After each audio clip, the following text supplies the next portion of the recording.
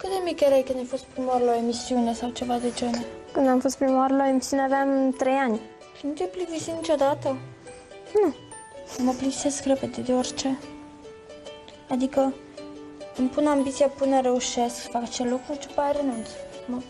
Mi-am atins scopul și gata. Nu știu, la 14 ani nu știu ce făceam. Oricum, pierdeam timpul aiurea. Și ea face ceva cu timpul ei și încearcă să fie ceva. Nu doar pentru ea, ci și pentru alții. Cine știe, poate peste 10 ani te chem să-mi cânti la nuntă. Peste 10 ani ai de când să te măriți. Ai zis așa, da? Eu. Am înțeles. Frate, ea la vârsta ei are atâtea și eu n-am nimic.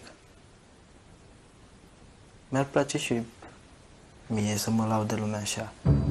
În cea de-a 7-a zi, Andreea și Costin își vor lua rămas bun. Acasă îi așteaptă părinții lor. Am avut și o surioară mai mică.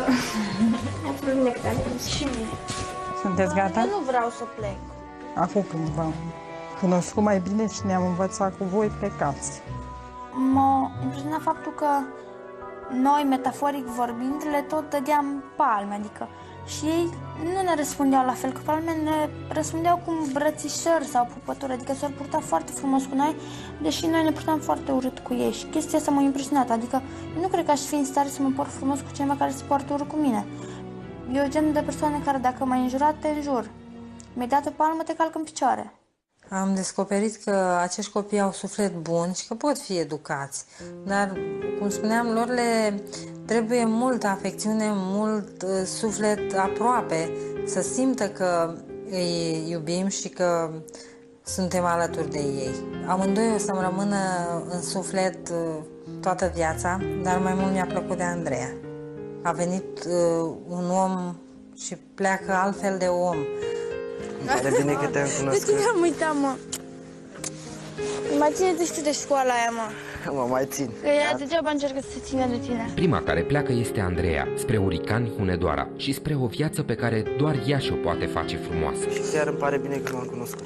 Și mie îmi pare bine, îmi pare rău că plecați. Costine, să nu uiți niciodată ce ai învățat aici la noi. Nu am să uit niciodată. Bine, ne-a părut bine. Simt că mi s-a luat ceva din suflet. Îmi pare rău că s-au terminat cele 7 zile și copiii au plecat de la noi. Începusem să mă înțeleg bine cu familia. Îmi pare rău că m-am purtat foarte urât cu ei la început și abia spre sfârșit mi-am dat seama că ei chiar sunt oameni buni la suflet și că nu se prefac doar pentru a încerca să mă aducă pe mine pe o altă cale.